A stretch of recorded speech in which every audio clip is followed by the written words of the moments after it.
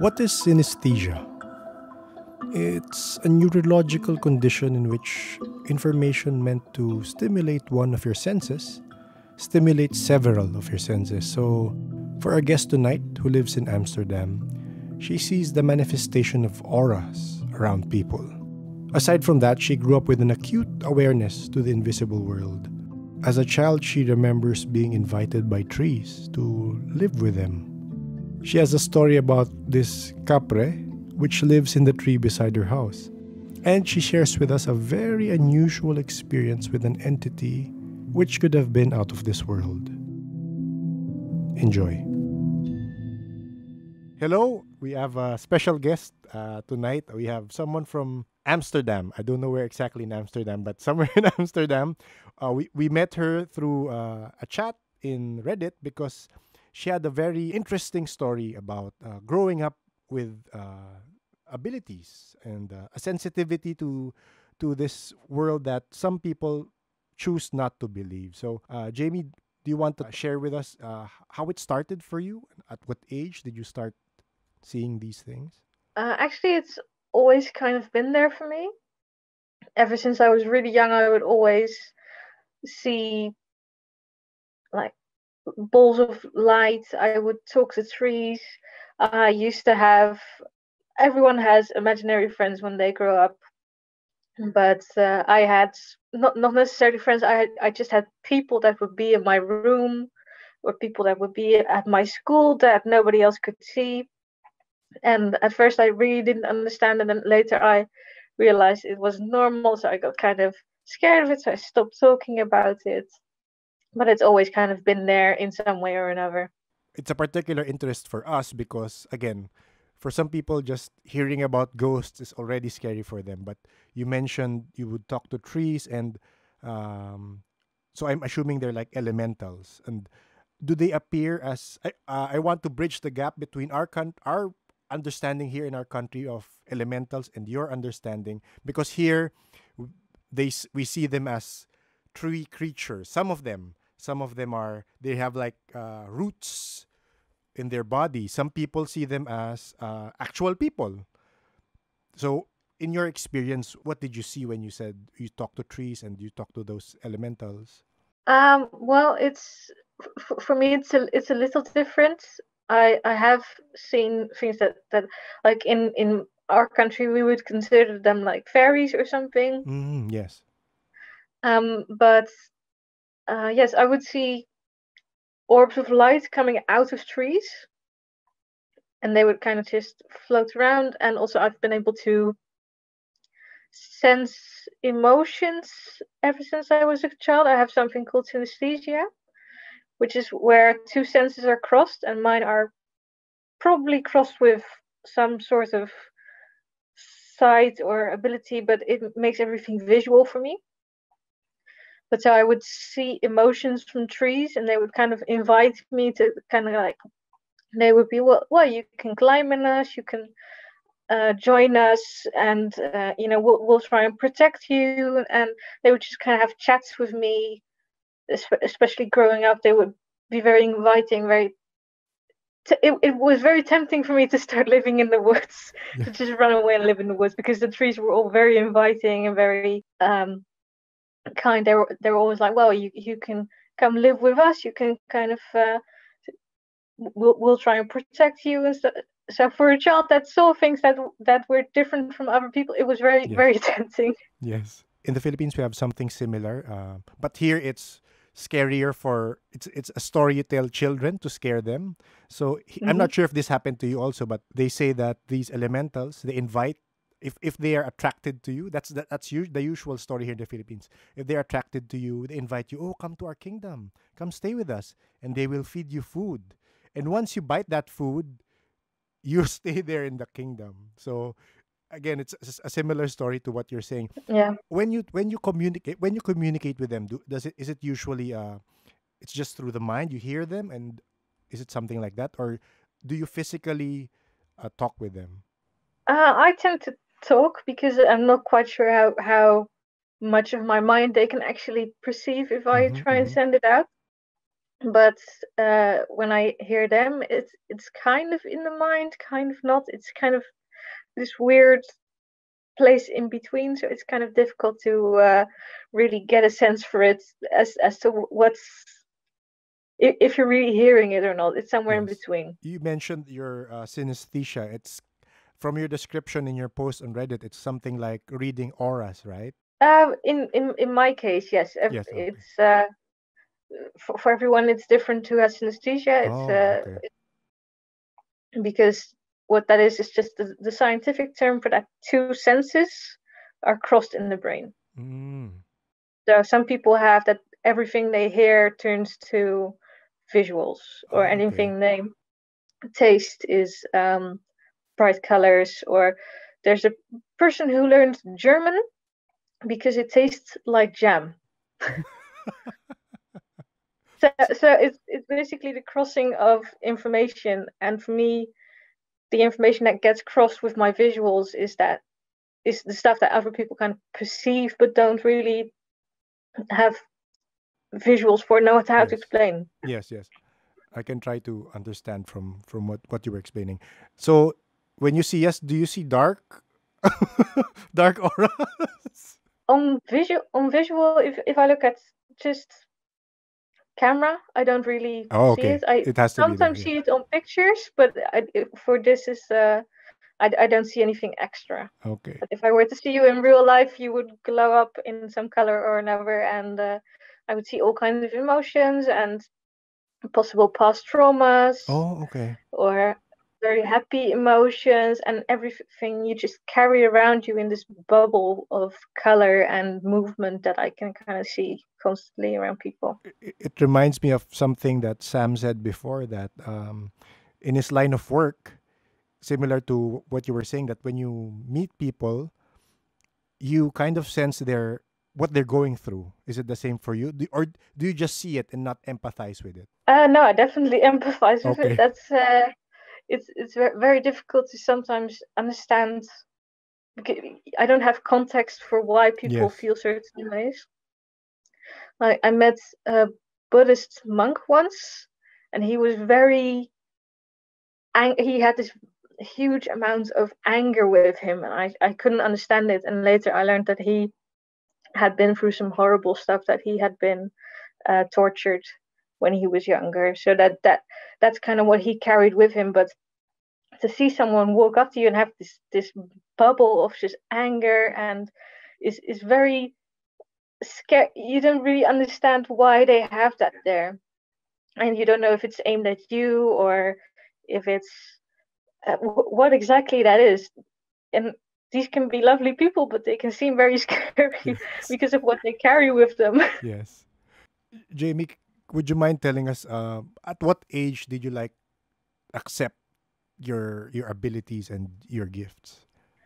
It was quite late because eventually, I think I was around the age of 8. I learned that other people couldn't see this stuff, and I got really scared because I thought that I was maybe mentally ill or something. So I hid it. I only mentioned it to a few people, and then eventually, after some time, I read a book about synesthesia, and I believe I was 18 at the time, and that's kind of when I started to accept, well, maybe this is something more normal than I thought it was. Yes. And then I started trying to experiment with other people, like, okay, I see this, is this correct? Or I I see something here, or I see like the orbs, or and that's kind of when I kept hearing like, this is correct. In one of the Reddit threads, I also talked about how with the ghosts, with how I was in the park with someone, and he asked me to point out all the ghosts. He said, "Well, where do you see these spirits?" And I pointed them all out, and I said something about what I saw from them, like their emotions when they had passed and stuff. And then later it turned out that one of those ghosts was his own sister, because he knew that she had died there. So he was kind of testing me. And the exact spot I pointed to is where she died. So then he was convinced. He said, well, I've had people say I don't believe in this stuff usually, but when you say something, I believe it because it's always accurate. So that's kind of frightening. Yes. But he could also see and feel, or he was just checking if you're saying the right thing. He was checking if I said the right thing based on what he knew. Like one of the spots I pointed to, a gang member was murdered, and I sensed a lot of anger and surprise from that spot. And I said it feels like this was not a particular good person, but that he died very suddenly, didn't expect it. And he said, well, yes, there was a gang member who was shot in the back there, and stuff like that. And then I came to the bridge where she had fallen off, where she died. And I said, I see a smaller spirit there, not really scared, just kind of playing, kind of at peace. And that's when he said, oh, well, that's where my sister died when she was free. So for him, that was definite proof that everything was accurate. Yes. So for you, when you see ghosts or you see spirits, do they appear as just emotions and just you feel, let's say you feel for that kid, you feel a feminine energy and you just see the like something transparent or something, or you see them as real people? It kind of switches. Okay. I have a theory on it. Okay.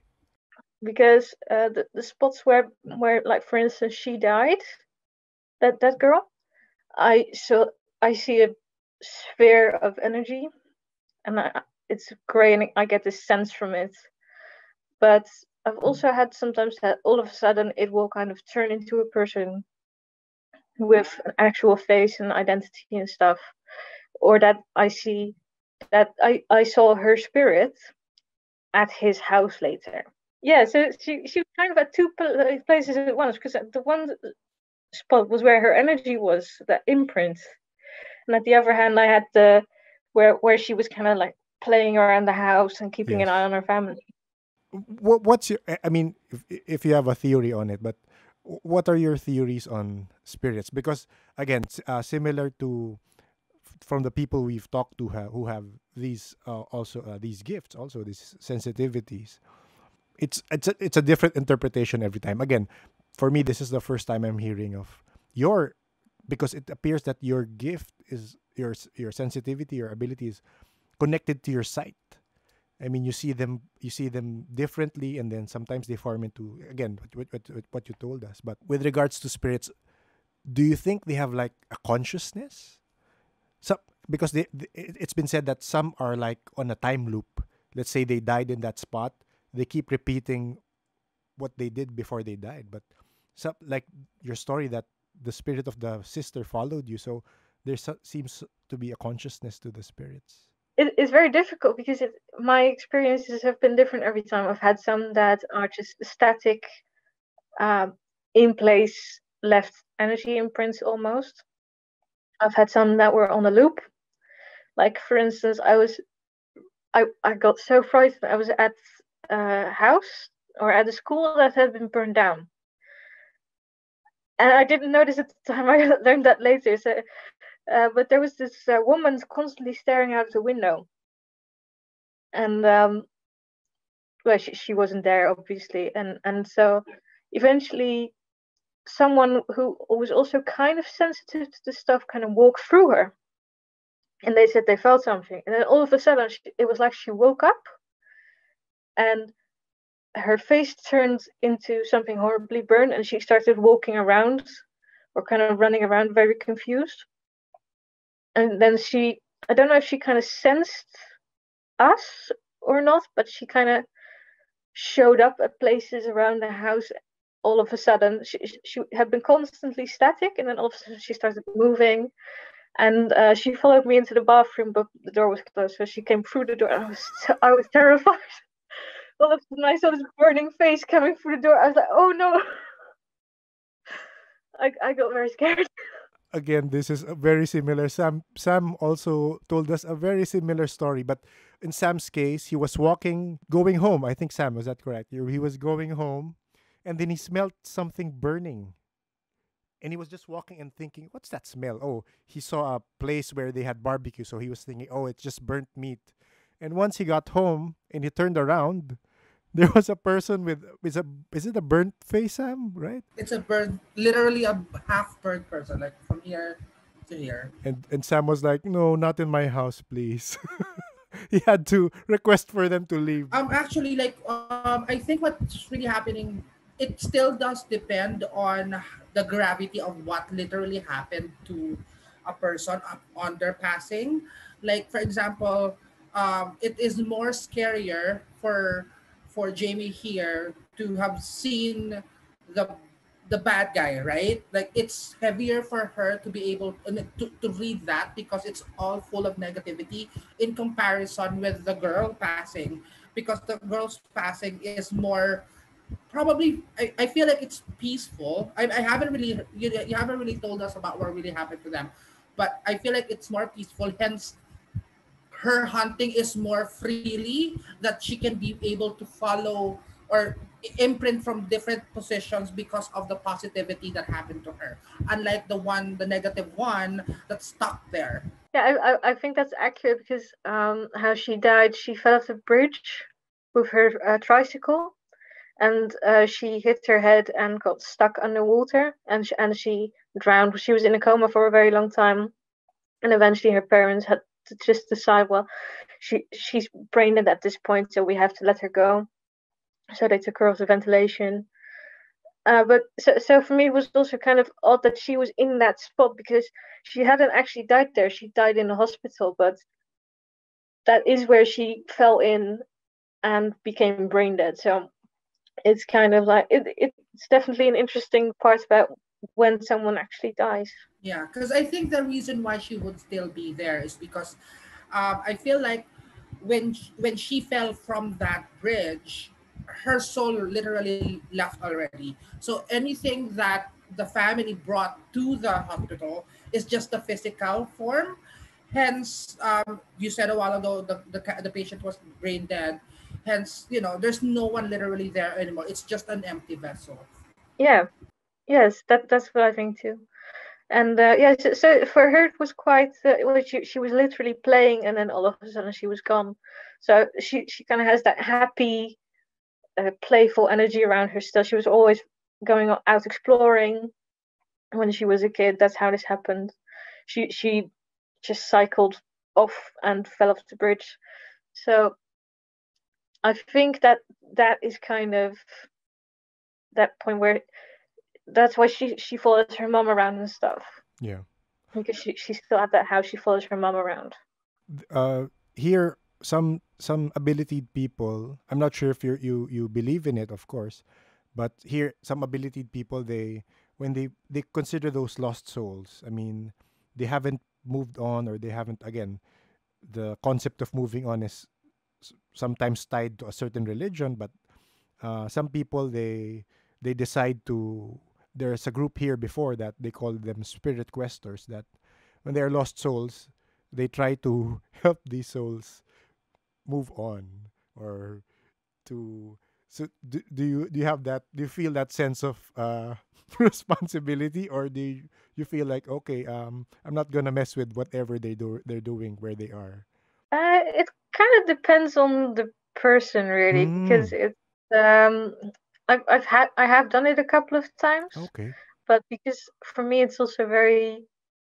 Yeah, well, I'm not quite sure what I believe in, so I can't exactly say like, Yeah. oh, go to the light or Yeah. anything, Yeah. because and oftentimes when I have tried, I would sense that the reason that someone is still there is because they're scared. Okay. So they feel like they may be judged if they pass on because they were not, in their own eyes, a good person in life. And I've also had conversations with spirits that were like, well, I know I can leave anytime I want. I just choose not to because I want to be here for the people that they left behind. You've communicated with spirits that told, I mean, that have said that to you, that, oh, I'm staying because of someone, probably a family member or a loved one. Yes. Can you tell us a story about that, or if it's not too personal? Well, it was. I don't know where that was because that's the thing. If you have this constantly, because I have all kinds of Yes, experience. I've had yes, experience with negative entities, positive entities, maybe angel. I don't even know yes, what. yes. Very very light spirit. They're beings of light that are very bright. Yes. But this was a regular spirit, as far as they exist, Yeah. of course. And I asked, well, why aren't you moving on? Because you seem very peaceful. You seem very at ease with what happened. And they said, well, yes, I can move on, but I want to stay here to make sure that my wife is okay. And he said, because I know that she's struggling, and I want to give her the sense that I'm there with her. Hmm. And then when she's ready to move on, I will too. So it appears it's a decision you make when you pass. I mean, that's a new concept again to me. It's a decision you make. You can choose not to move on. I don't think everyone gets that choice, but I do Oh, think that some do.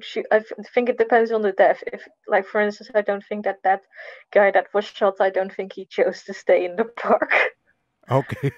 I think like what you said a while ago, Jamie, that it does still depend on the spirit. Like especially, I don't know about you've seen the Ghost Whisperer, the one with Jennifer Love Hewitt. Yes. Yeah, that there are times, and I believe that is somehow there's truth behind it because there are times that, for example, this spirit decide to stay, and lingered with his wife or with some of their loved ones, that it actually does make it hard for the loved ones to move on, I mean, because they Yes. still feel the presence of their loved one right there. Like for example, your story, Jamie, that this person, this spirit doesn't want to move on because of his wife, but the wife will continually be feeling that the love of his husband, Yes. hence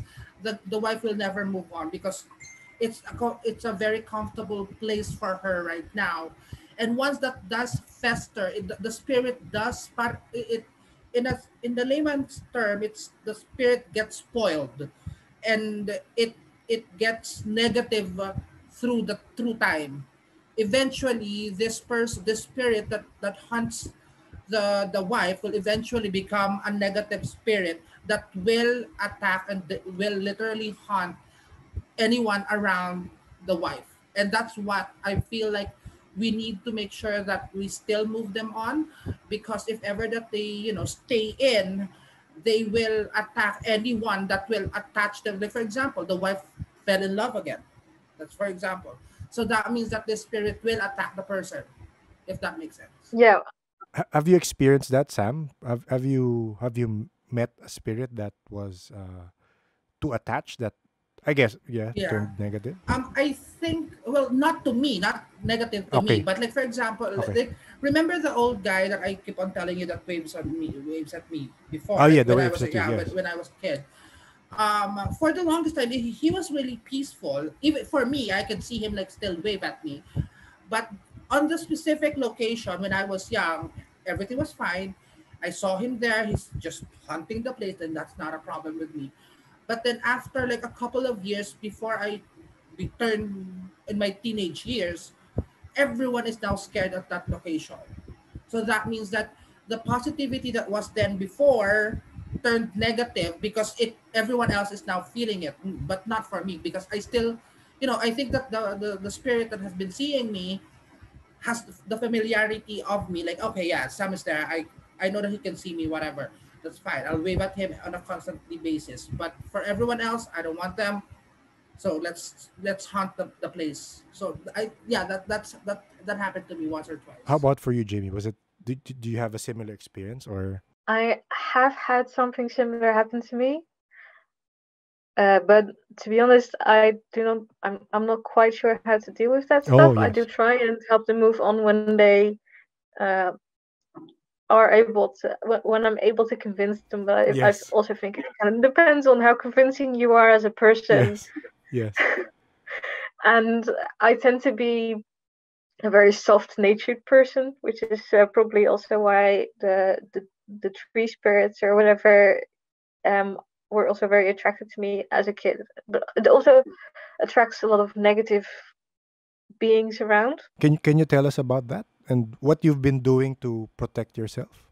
Well, I've had a couple of I've had a couple of interactions with more negative entities. I'm not quite sure how I would call them. Most people would probably call them demons. Yeah. I had or the shadow people. Some people call them. I used to kind of see them every once in a while when I was a kid, and eventually I remember that when I was younger, they were at one point I woke up and found them surrounding my bed, and they kind of wanted to take me with them. They said, "Well, you're ours, and we will take you with us." And it felt like they were starting to pull at me, and then all of a sudden a black cat with very green eyes jumped on top of me, and then they disappeared, and then I was awake. I know I was awake because I asked my sister later, and the cat just sat on my lap for a while. It was very heavy on my chest and everything, and then eventually it just kind of purred and walked off and disappeared. And every time they came back a few times, those negative Yeah. entities. Every time the cat would jump on my lap, and you would see like paw prints on the blanket. Yeah. Even though we have no cat, Yes. and there was no way for a cat to get in, it's every time you would see paw prints on the blankets. This is similar to some stories that cats. There's another story I heard before that I think someone we interviewed that he felt a cat protected him from, again, evil, you would say, demonic entities or spirits. Have you heard of, just a quick question, have you heard of The Agenda? No. No? Okay. Because we actually talk, again, I'm trying to meet get different perspectives from around the world. We Yeah. recently talked to a person who I met again in Reddit, on Reddit. She's from Denmark, and again, same as you, she was born with this gift, and she kind of cultivated it early on. And I'm not sure if for you you've experienced it also, but have you gone that route? Have you experienced extraterrestrials interacting with you? Well, I don't think extraterrestrials. Like I said, I have had like beings of light communicate with me, and well, I've had beings of light, beings of darkness. I've had things that claim to be not from outer space, but from a different, well, almost parallel dimension to Yes. ours, or the fourth dimensions or something. And yeah, especially when I was a little bit older. I was in my 20s and I joined a group that kind of tried to cultivate their own abilities and my abilities as well. And that's when I started to experience some really, really strange stuff, including the stuff about the beings from possible fourth dimension or something. And they did look kind of alien, but they never claimed to be from outer space. So it's kind of a gray area, I Yes, guess. yes. Can you tell us about that? It's very interesting. I mean, if you're open to sharing it. Which part? About interacting with a being from a different dimension. Again, the story of the person we talked to, Maria, the explanation is they're extraterrestrial. They're from different worlds. And again, different worlds could be interpreted as different dimensions, of course. Can you talk about that particular experience where you interacted with a being from a different dimension? Well, it was around the time that I was, as that group said, I was being spiritually awakened. Specifically, they had some rituals to try and kind of work with your energy, that Reiki, and they would kind of use it to like help you advance your spiritual connections. And it was, I think, a few weeks after I was sitting at home. and all of a sudden I heard this very weird sound, and it looked like my wall turned into there was suddenly this depth to my wall that was not real, and it was like there was a snowstorm right there, just outside of my wall, which sounds really weird. And then all of a sudden, this very tall, almost bluish gray being came through and talked, but I can't quite explain because the sound it didn't even sound like something that I can explain. That Yes. it's nothing that I've ever heard in this world. It was like all kinds of sounds perfectly mixed together, Yes. and basically it said some things I could not understand a word of it, and then it kind of faded away. So even if it was like verbal, let's say, I mean, verbalizing to you, it was coming to you through thoughts. Is that how you understood, or you did not understand what it was saying? I got well. Yes, it was mentally. I kind of understood the gist of it, Yeah. and I understood that this was something that was not from our plane of existence. Yes. And it kind of said like it expressed some kind of curiosity, but the sound to me Yeah. I mean, someone else was in the room with me, but it sounded absolutely deafening Okay. in my ears. It sounded like, and I couldn't make any sense of what it was, of what I was hearing. Yes. But what I felt from it, I kind of got the gist of it. So it's kind of a gray area, I think. So the person with you in that room, was there another person with you in that room? Yes. Oh, so they didn't see any, or didn't hear or see any of that. No. Just you. Yeah. Yeah. Maria, the person we talked to, she's saying that these the agenda. She's saying the agenda. These are like demonic. You could say demonic. She's saying you could say they're demonic, but they're evil beings, and Mhm. they try to control people with abilities.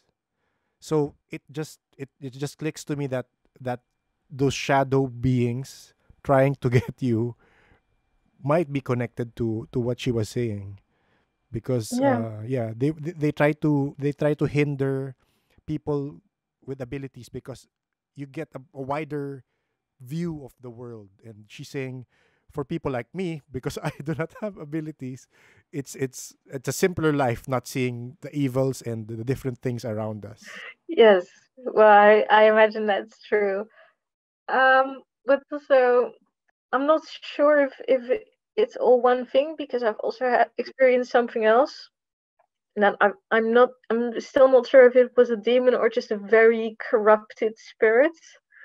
But that was a lot more extensive than my connection to these things that popped up on my bed. Yes. And that's probably one of the scariest experiences I've ever had. The one that I'm talking about now, but it was that in no way felt extraplanetary or extraterrestrial, Okay. or and it was just pure malevolence. Malevolence. Yeah. Can you can you tell us about it? If again, if you're okay to tell us about it. Yes, well, it involves a big deal of superstition and someone else's story, but I think that's as long as I don't reveal any names, I think it should be fine. Yes. And I don't think they'll be hearing of this. Yes. Uh, it's a bit of a long story. Basically, this is that same person that we briefly that I talked about with his sister. It was basically this was someone I was in a relationship with for a short while, and when I went to his house, there was this one room that was really, really that was just horribly scary. I immediately felt like a heavy presence. I heard laughing, and I saw almost like shadows that were flitting across the room really fast. So I was really uncomfortable with it. This was in a But house. Sorry, this was in a yes, house. this was in a house. Hmm. And so I told him about it, and he actually confirmed that a lot of scary stuff had been happening there. That there was this whole history to it, and it actually followed through. I actually got quite involved with it Okay. later in a way that I was not particularly comfortable with. Yes. But yeah, so I kind of asked him about it, and he said that the spirit that was there had actually been haunting that room since he was a little kid. And all of he had several siblings. All of anyone who slept in that room, they switched rooms a lot. Yes. Anyone who slept in that room had weird paranormal experiences, computers turning on and off, Okay. being scared of reflections. One even saw himself with a split tongue and black holes for eyes when he looked into the mirror when he slept in that room. And basically, they blame it on something, because in this is a little bit of history, and Yeah. I'm not sure if it's nice kind of history, but when obviously in Dutch history there was a time where we invaded Indonesia, Mm-hmm. and so it was considered very bad luck to get things from certain Indonesian people, Yes. because they said that the Indonesians were so angry with us that they cursed certain items and gave it to the soldiers Okay. to curse them for generations. Yes. Now, not everyone believed this, and eventually their grandfather had fought in the Indonesian War, and he had been given a kris, a dagger. Yes. Yeah, with the Yeah, with the wavy, wave. the wavy, yeah, the wavy knife. Yes. So he had been given one of those, and he had considered it bad luck, from what I understand. But eventually, his son, so the father of the household, had hung it up in that room, point down, Okay. and some strange things had happened. Like bad luck started happening. Like they lost all of their money. Their daughter obviously died around this time as well. Wow. And at one point they were walking. There was stairs underneath it because it was in the attic, and they would walk down from the stairs, and all of a sudden the dagger let go from where it was hanging, fell right in front of them, and landed in between their feet. Yes. So eventually this father got very scared, so he took the dagger to work with him, where they had a hydraulic press, and they destroyed it. Yes. And afterwards they heard that that was a really bad thing to do, because they had unleashed whatever was inside the dagger. Yes. So they they were Christian, so they had their priest come over, and the priest said, well, I sense this negative entity, and he's constantly laughing, and they tried to exercise it, and it did not go anywhere. And then later it was still just being a negative entity in the house. They had someone else come over who was I believe a shaman or something, and they also said, like, this is just an entity that's constantly laughing at you, constantly saying how weak you are, and they try to capture it, to try and contain Yeah. it. And after that I came there, and I saw that it was not necessarily contained, it was more like scattered. It was like they had shattered the spirit and trapped it in these invisible panes of energy, almost like there was glass throughout the room, and they had caught its reflection everywhere to keep it separated. Yeah, but it really haunted this family, and it really had a negative presence on me as well, because I was there a lot at the time. And like weird things would happen, like they had a teenage daughter, and she shaved her eyebrows off because she said a voice told her to do it when she was in the attic. Yeah. But for me, the scariest thing that actually, for me, that kind of proved that it was indeed a kind of entity or something. Yeah. I'm not sure. I was sleeping in bed, and all of a sudden I dreamed that I was in these woods, and that I was a goat farmer, and that I was tending to my goats with my grandparents when a fire burned and came through the woods and burned everything and killed the goats and killed my grandparents. And then all of a sudden I was not the goat farmer, I was the entity that was burning everything. Yes. And I just felt this satisfaction, everything burning and everything dying at my touch. And well, to me it was very scary. So I woke up and I see this face, the face that I've seen in the attic, inches from mine, right above me. I screamed so loud that Yes.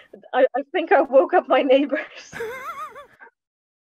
and yeah, it was comparable to woods that would be in Indonesia. Yes. When I looked at pictures later of what that looks like, because I started researching the country because I became fascinated by this story. Yes. And that thing followed several of the family members and would cause bad luck. To the day I left. Okay. Eventually, I left and didn't look back. But to that day, they were still kind of being haunted by this thing. So it was really like a curse to the family. Yes, because they say that there was this legend among the soldiers at the time that the Indonesians cursed them and all of their family for all eternity by giving them items. Yes. So it's obviously not a very flattering thing to think about people that you. I don't know. It's a very weird story to me, and but it's one of the scariest things I've ever experienced. It reminds me of a story of one of our guests. I won't mention her name, but one of our guests told us she was in a different country walking, and then someone, a woman with a child, approaches her and tells her, "Your family is cursed. All of the women in your line will be separated from the men. No marriage will be will come to fruition." And she was like, maybe she felt it was a scam of someone because that person held her hand. And again, connecting it to your story, that apparently the stranger who approached her told her the curse is from generations before her. So I don't know how they do those curses, that it goes through the generations and family members. You don't know anything about it, and yet you're affected by the sins of the fathers and sins of the ancestors.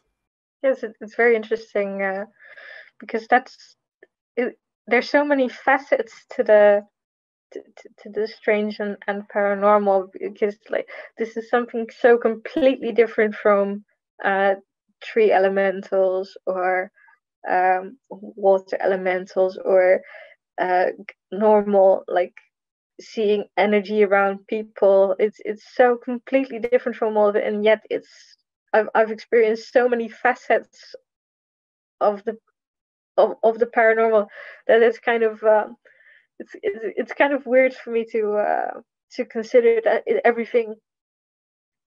It leaves you thinking like how much of these things are real if I have experienced so many already. And how much do you don't know yet? Yes. if you've experienced these, what about the things you haven't experienced that you don't know about? Jamie, let us know if you have to go. I know you have work after, but because it's a national holiday right now. Okay, do let us know. Because if you leave us talking and asking questions, we can go for 5 hours. I'm very much the same. There's just so much. I find it so fascinating, Yes, this stuff. also us. I've Also us. experienced so much. I have another question again, if you don't mind. Of course. I would like to connect again because I'm realizing now that my theory is wrong, but I had this theory that because here in the Philippines, it's kind of normal for people in provinces to accept that there are beings, that there are elementals. I mean, we have built in into our culture when we are probably excuse the term, when we are pissing outside in the forest, we have to say, Mhm. excuse me, I'm just going to take a piss. It's normal for us. I mean, it's in our culture. Even if people, for us that are in the city, we still do that because it's in our culture to say that. And in my theory is we have more elementals here in the Philippines. That's just me. But again, the more I talk to people from different countries who have abilities like you, the more I realize that it's too egocentric for me to feel that and to say that. And again, from what you're saying, I just want to connect uh, what similarities we have with regards to elementals. Because here we have similar to Irish folklore and English folklore, UK folklore, where they have fairies.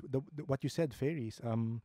We have elements. We from stories. Sam has actually seen. Sam, you've seen one of my favorite things. You said while he was in the car, he saw fairies flitting about, dancing. And it's one of the provinces here in the Philippines where it's a rice field, and then there are like I don't think that they are fairies. I think that there are more nymphs or fays that prances around the field. It was at around like 8 or 9 in the evening.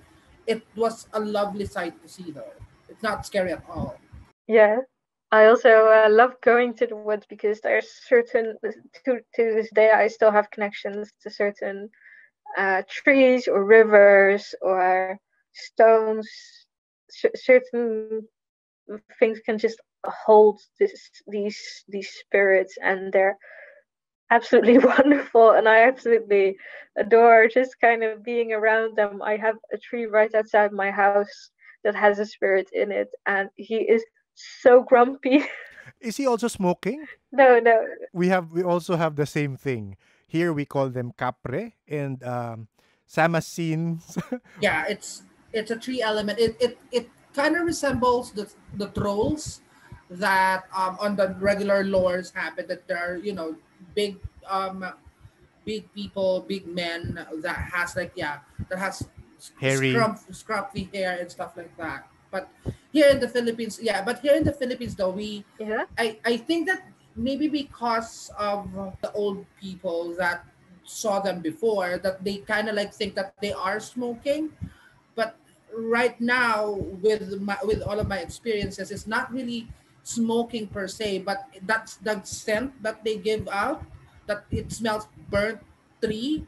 That's how I saw it. And so I don't know, can you tell us more about your experiences with those kind of elementals and how you look at them? Because the one thing that me and of course the podcast kind of does is that we want to compare what we have here in the Philippines, and like, think of how does how do you guys from the other countries look at it? Yeah, that's really interesting. Well, for me, there's not that sense isn't present, but we definitely have this this sense that some like well, obviously we have like tree huggers here that Yeah. will literally hug trees and say, oh, I can feel so much energy from it. Yeah. Well, for me, because everything that those people feel to me becomes visual, because that's kind of how the synesthesia works. Anything that Yes. you can feel, for me anyway, that anything that I can feel on the spiritual level becomes sight. So I see that same aura that I see around people, I also see around animals and trees. But with trees, I can actually see spirits moving out of them from time to time. I don't know if if they are the soul of the tree itself that can actually move. Maybe that's a thing, or if it's well, most people in my culture would believe that they are fairies or some kind of fake creatures. And well, there's a lot of superstition around them. Some think it's really scary, and we also have the story similar to what you told me earlier about how they tend to try and take you away and take you with them if they're interested in you. So we have those stories too, but generally people think they're very magical beings that are they can be vengeful, but they tend to be very scared of humans. They tend to avoid them. That's from my visual perspective. That's not what I What you see at see, all. yeah, yeah. I constantly see them flitting around from tree to tree, but only if a tree is um, old and powerful. I can kind of see that's kind of where they live, and so it's very interesting because I've never had any, to my knowledge, any negative experiences with them. I've Mm. had one water spirit that we have a word for them here, or a superstition. Some believe that they're witches. Some believe that they are fairies. Some believe that they are just a natural phenomenon of mist on water. Yeah. But we call them the white women. White women, okay. So do they manifest as women, or do they manifest? How do you see them? Sorry. This is the only time, or no, not the only time, but one of the few times that I've actually seen almost like a person, and she was gliding over the water of one of the big rivers here. And yeah, I kind of saw her skimming across the water, and I was so there wasn't really any mist or anything there. Yeah. To my knowledge, I was in the car and I was driving by, so it was really quick. But I saw this thing just gliding above the Above. water and Yeah. just going at incredible speed, just rushing along. And well, oddly enough, I did have so I don't know if this is connected or not. So that's why I've always kind of been like, I don't know if this is really a bad experience or not. But we were on our way to a friend's house, and when we got there, the flats, the lights were out. There was an electricity problem, and we couldn't be let in the door because the doors were electric as well. And I kind of peered in, and it was already dark outside. It was dark inside, and I peered in, and all of a sudden I see behind my reflection, or maybe on the other side of the reflection, I'm not sure. I see this same kind of creature, like all in white, very tall, and very interesting face to say the least. Okay. I see kind of appear on the other side of the reflection, and that I really got a fright because it came out of nowhere. All of a Yeah. sudden, there was this entity that appeared to be the same as the one that I'd seen floating over the water. I felt Yes. really like I'd seen something I wasn't supposed to. Yeah. Like they didn't want me seeing them, and they were kind of mad that I seen them. And then afterwards, immediately after that stopped, the lights went on and the doors opened. So it's and then our friend came down and he was like, "Oh yeah, sorry, the electrics have been faulty." So it's Yes.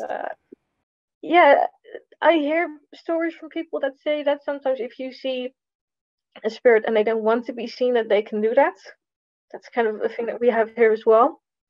So I'm still not sure if that was what it was or if it was something unrelated, because I Yes. see so many weird things constantly that So it's every day.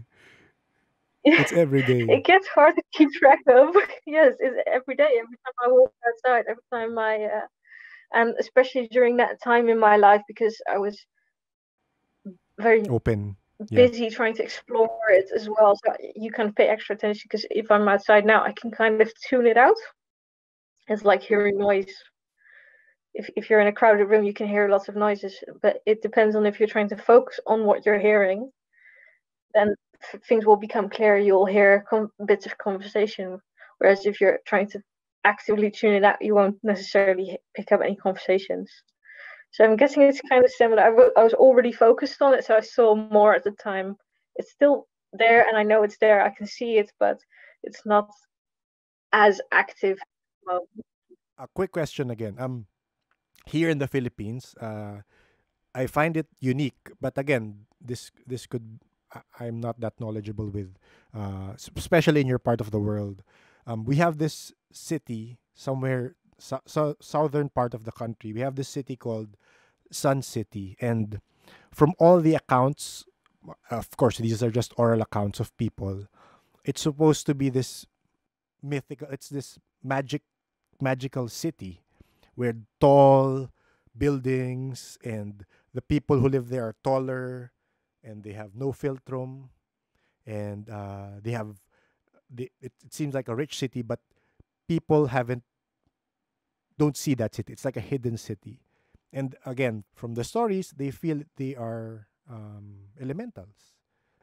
Do you have any similar beliefs, or have you seen anything like that when you go through the woods? Do you see like an advanced civilization or an advanced city? Or I've personally never experienced it, but I do know that there's lots of stories, especially around England and Ireland, and kind of the Celtic cultures.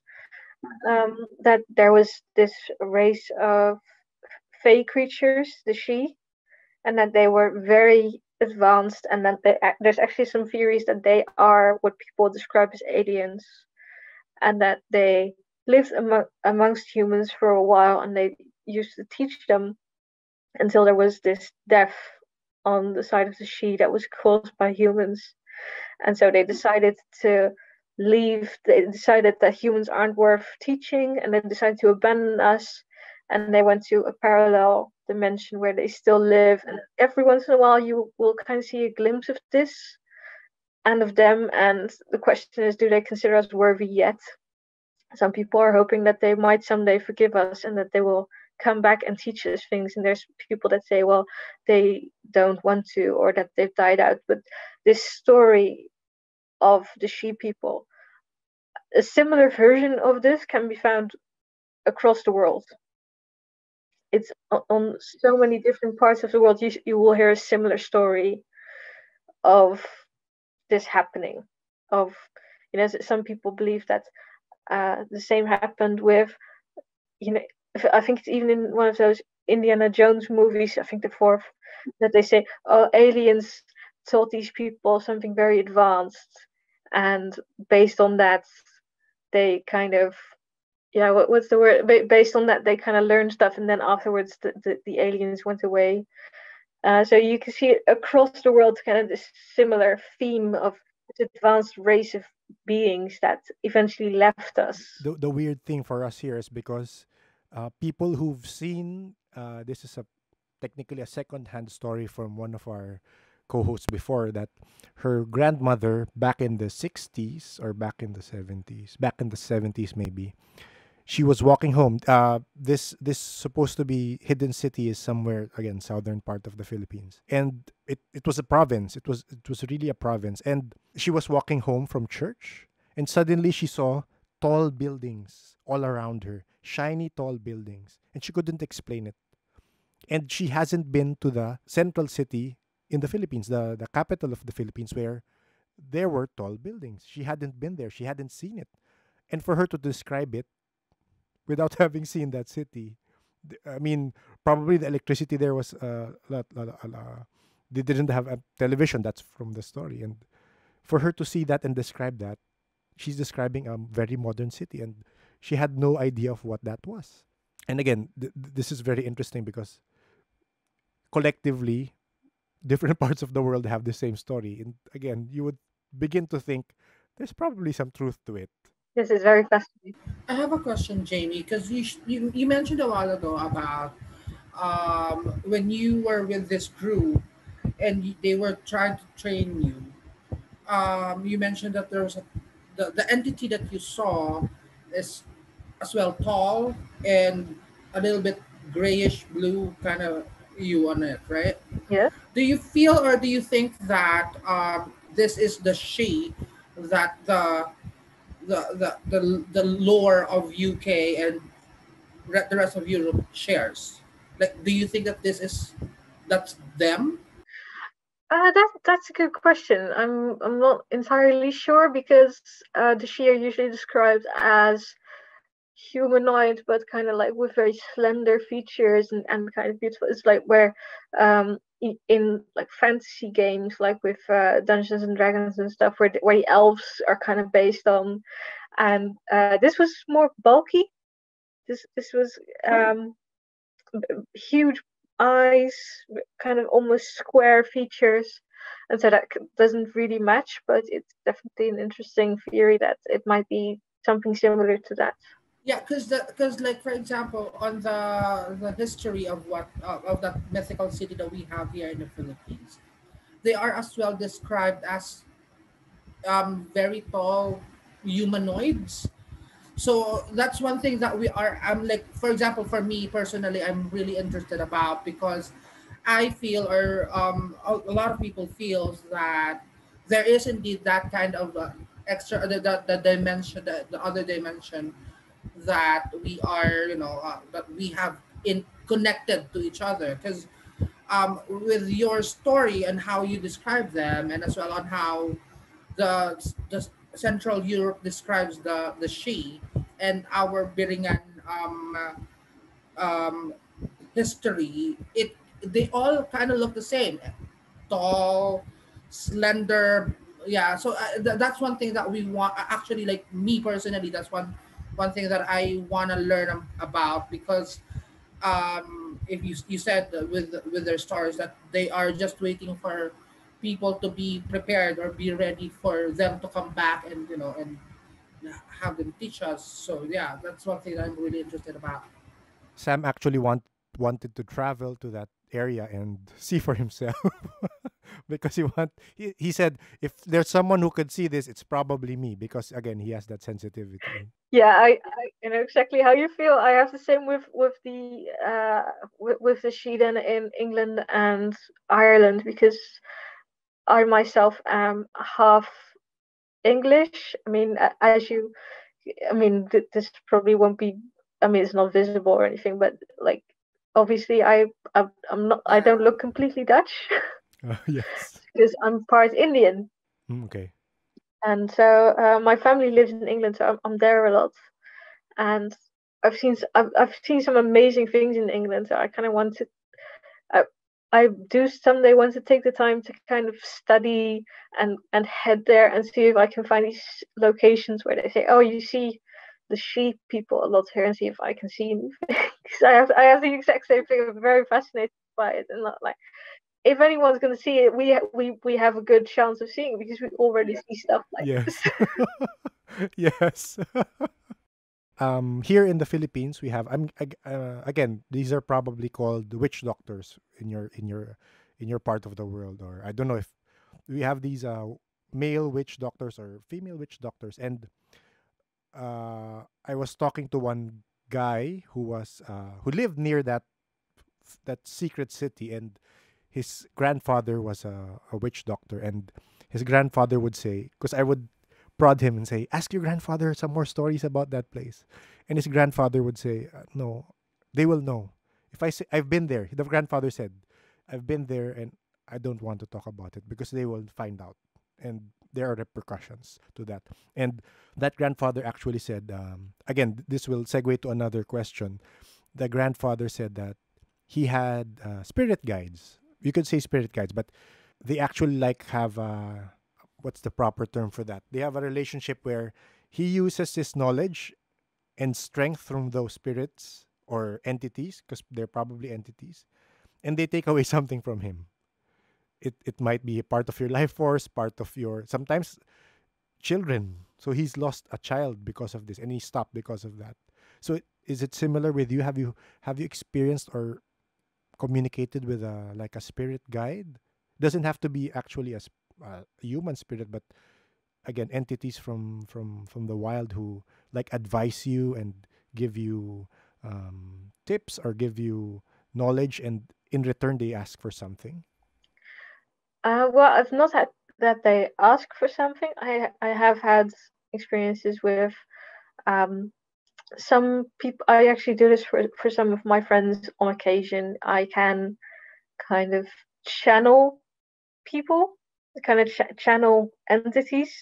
It's not pleasant for me to do because it's kind of pushes me to the background. So it feels like I'm being pushed away. My identity, my personality, everything gets pushed to the background so that these people can talk.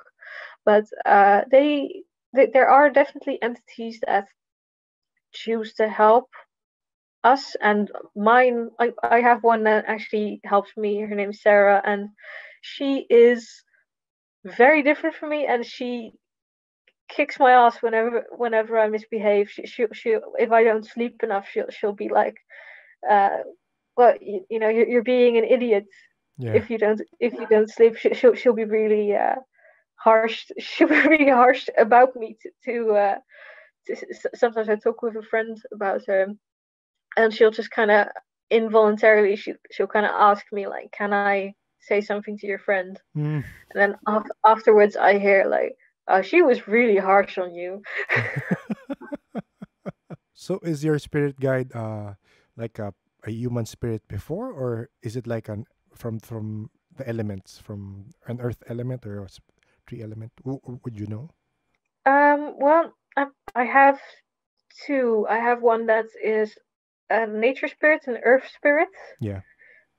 Um, and I probably have some more, but usually people have like a few. Yes. But Yes.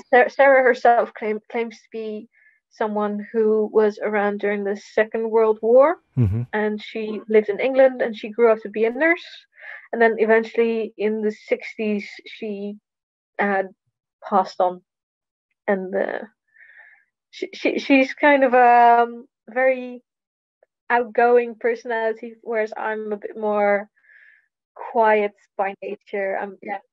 So she's kind of people say that when I channel her, that they immediately see this change in the way I act and stuff. And also when I do it for their guides, they say that each guide I will act completely Differently. different, and Yeah. I myself can't really focus on the memory of it. Everything becomes very hazy. Like I'm vaguely aware of talking, but it's not really me. Everything gets kind of pressed out, and this very identity of this other entity that's talking is very. But I rarely do it because I don't.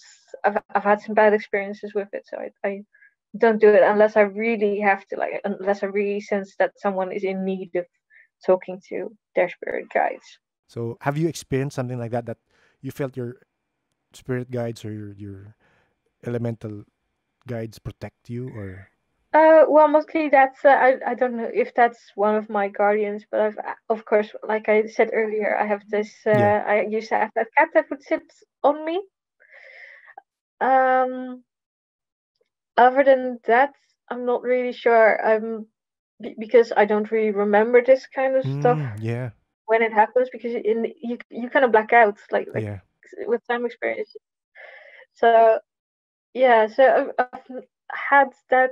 My I know there was this one spirit that we talked to for a while with that group, and he was a spirit that he claimed he was kind of outside of time, and was, or he or she was by no means a nasty spirit, but was very uh, forceful in certain things. Like if they thought that something needed to be done a certain way, they would kind of demand it, especially with that group, because they were kind of trying to fix energies on a global scale. So they would kind of do big projects where all of us would kind of like combine our powers to try and Mm-hmm. accomplish stuff. Yeah. Eventually, that turned out to be not very healthy for me at all. It was taxing. Yes, and also if you if you kind of go down that path, you can kind of lose sight of what reality is like, because you can start to because everyone is kind of encouraging things, you can kind of get in this weird place of illusion rather than what is actually around you. Yeah. You can start to almost hallucinate. I don't quite know how to explain it, but stuff Yeah. becomes less and less accurate and less based in reality and what you see and feel, and more on kind A of different level. Yeah. A different and plane. mental tangents almost. So that for me was not And eventually I had a falling out with that group because they broke my trust when I was channeling. Yeah.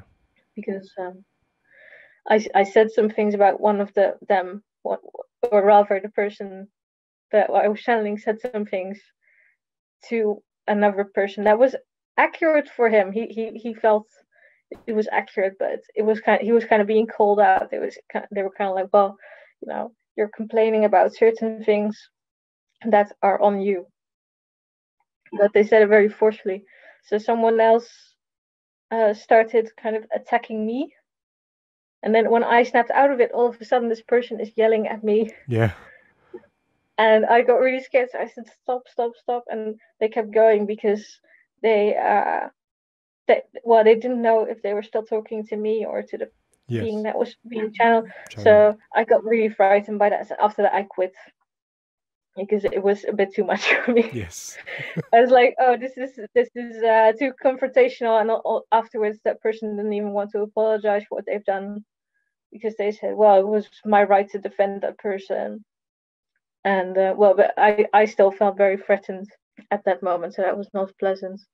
But it's kind of the channeling is it's a very weird thing because in that time she would sometimes my spirit guide would sometimes come out Yes. without me asking, and she would kind of yell at people who were being nasty to me. She would like also. But she was protecting you. She was protecting you. Yeah. Yeah, also against some of those spirits that we were talking to at the time, who all claimed at least to be very big spirits, but Yes. very powerful. And she would just be like, "I don't care what you say. If you want to keep talking through her or with Yeah. her, then you better back off." Yeah.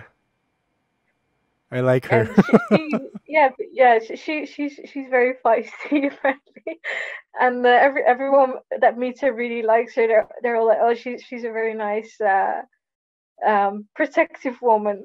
Yes. I hope if she's there now, we come in peace. We only seek to learn more. Yeah, she's I don't know what that's like, but she's kind of like on the edges of my periphery. That she's kind of looking along with me sometimes. Yes. Yeah, I think Sam feels it. I felt that. I don't feel anything, but I think Sam feels it.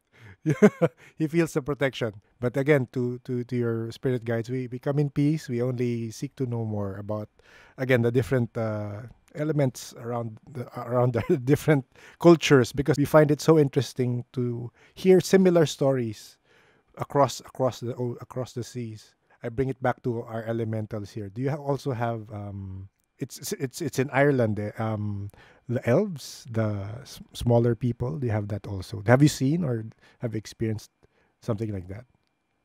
Yes, I've definitely think so. I was because those nature spirits can kind of take on a lot of different shapes. I've seen things that I might consider to be like it's not leprechauns. It's something similar. It's like the ones with the red pointy hats. Yes. They in Dutch they call them kabouters. Kabalders? Yes, Oh, okay. and kind of like gnomes. I Yes, guess kind is of like gnomes. Yes. and so I've seen those, but they're kind of hard because they like to hide. They like to hide behind stuff. So I've seen them run from place to place, but not really had a good look at them. But mostly the spirits are kind of shapeless. Every once in a while, the tree spirit outside that I was talking about, The grumpy uh, one. yes, the grumpy one will take a shape of almost like this huge green man with a beard, and he will just he's it's really I find him very lovely. He's very he can get kind of fed up with the neighborhood that we're in, Yeah. and he'll kind of come around and complain, and he absolutely loves it when people take care of their garden or take care of plants, and he'll kind of bestow gifts on them. Mm. He'll kind of give them energy boosts or something. He'll give them little presents. Gold. Give. Gold? No. If only. No, he I don't know how he does it, but he has this habit of. I actually have one in a jar now. I've got a closed ecosystem, but he has this habit of giving small seeds of energy, almost that turn into little spirits Mm. that'll kind of look after plants and stuff, and he'll kind of Okay. drop them or give or they give birth. He gives you seeds, and they Yeah. do different things depending on what he thinks you need. So it's very interesting. Very interesting. Like, for instance, we have a lot of dog walkers here. Mm-hmm. So people will walk their dogs, and they Yeah. will let the dogs pee on the tree because it's like one of the two. And he will get so upset. He will be cursing at the dogs. He'll be Yes. and at the dog owners, or if people are talking on their cell phones really loud under him, if they're standing under the tree and they're kind of talking on the cell phone really loud, he'll complain about them to anyone who will listen, which is usually just me. Yeah. Because you're nearby. Yes. Yes, and I'm not sure if he knows any other people that can actually hear him. I don't know if Yeah. he cares, but he'll come to me and complain about, oh, did you hear that noisy person outside? That they're so disrespectful standing under my tree, disturbing my rest, and Yes. he'll kind of complain. And I think it's really funny, but he doesn't always come by. Every once in a while, he'll kind of come out of his tree. He likes to sit there and kind of be there. He doesn't leave very often. It reminds me again of another story we heard. I actually saw this. Again, I'm telling you, it's part of our culture. The belief in these elementals are part of our culture. I worked for a real estate firm. We had to shoot a video, and we had to go do an ocular recce to see the place where we were supposed to shoot. And they showed us this big, large tree in the middle of the road of the subdivision.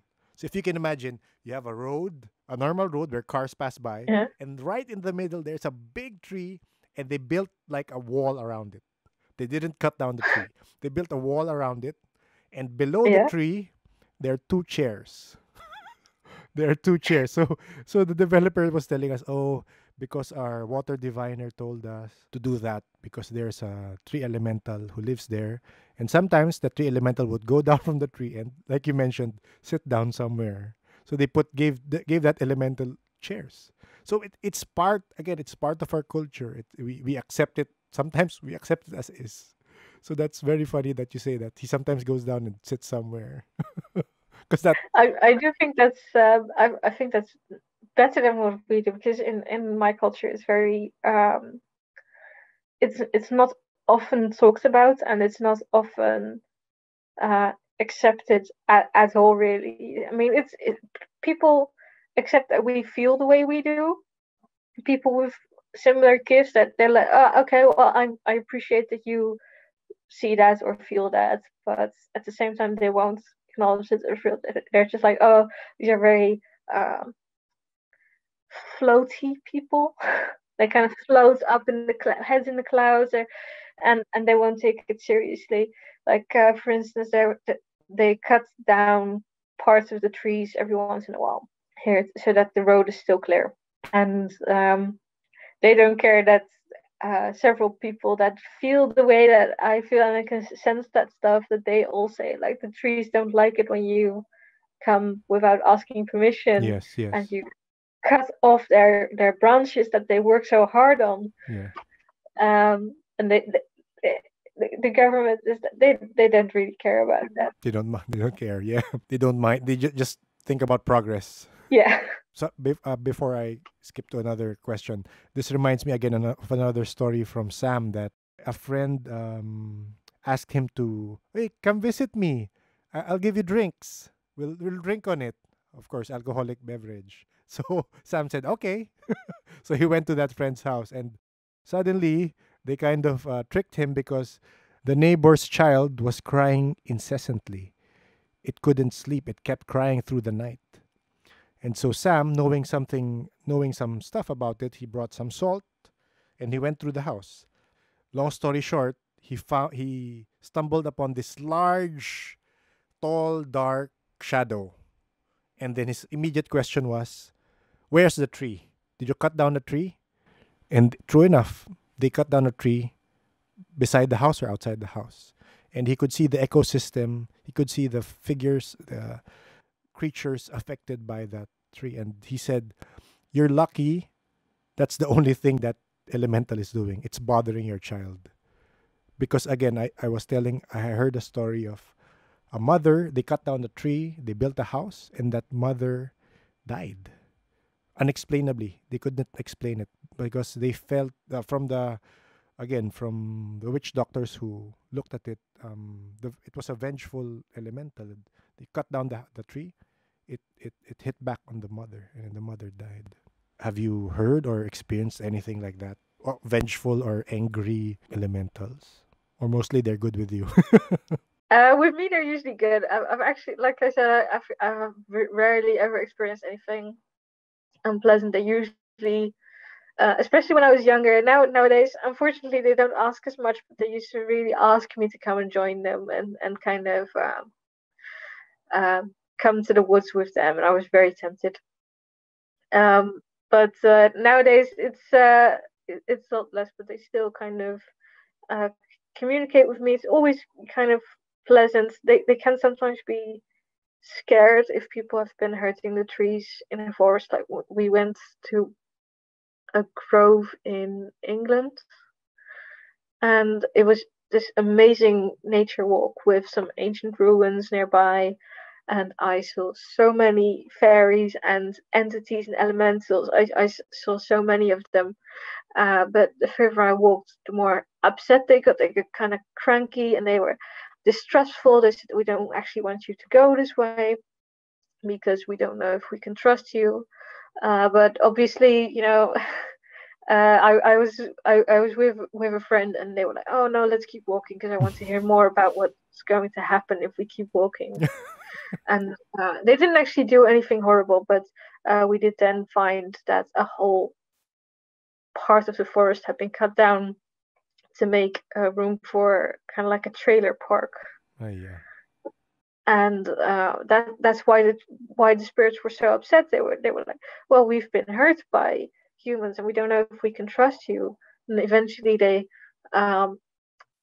when they saw how upset I was when I came to that part where they'd cut all the trees and where they built the trailer park, they were like, "Well, we accept you," but at that point, I was we had to leave, and I was also so upset. Yes.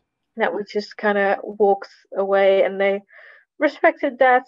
And I went back to my parents, and we kind of went in the car and we left because I was very heartbroken to see that whole forest filled with these ancient trees with all these powerful ancient spirits just be cut down for something as, I don't know. Yes, for a trailer park. Yes, it felt so undignified.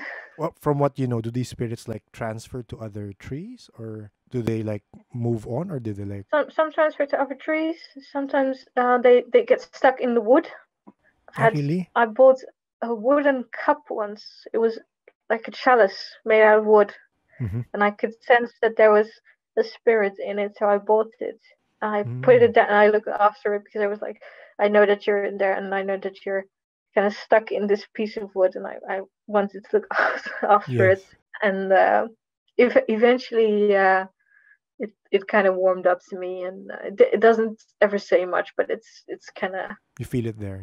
Eventually I lost the cup because I had to move houses, and it got lost in the move. It ended up with someone else, but I still think about it. And but sometimes they do move on.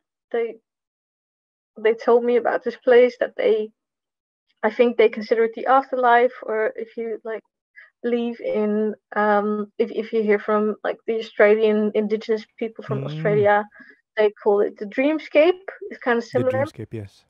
They say that they can go there in their dreams, or they can choose to stay there permanently, and they call it, I think it's like the Eternal Garden or something.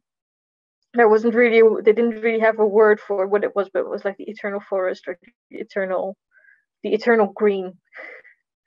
And they said that their spirits go there to dream collectively, and that if they die, they can choose to go there and stay there. That was part 1 of our conversation with Jamie. I hope you stay tuned for part 2, where she shares a lot more of her experiences with the paranormal world in Amsterdam and in UK. We are nerds when it comes to finding out how the paranormal world operates in other countries. What do they look like? How do they interact? Are they as malevolent and capricious as they are here in the Philippines? We try to find out more in the next episode. And as of this recording, we actually got to talk with another person who sees auras as well, this time based in the Philippines, and is actually a medical practitioner. We've also connected Jamie and Doc Aura in the hopes that they discuss their gifts from different perspectives. Do you have some form of synesthesia as well? It doesn't necessarily have to be supernatural related, but some people see colors when they eat. Some people see numbers when they smell. So that mix is different for everybody. If you feel like sharing your story with us, email us at paranormalsph@gmail.com and let's try to find out more about synesthesia. The Paranormal Podcast is engineered and produced by F90 Productions. When you can, please rate and review our show on Spotify, Apple Podcasts, Pocket Casts, or whichever platform you prefer. Like we said, every little like and subscribe goes a long way to fuel us to keep doing this. Thank you for listening, and please stay safe.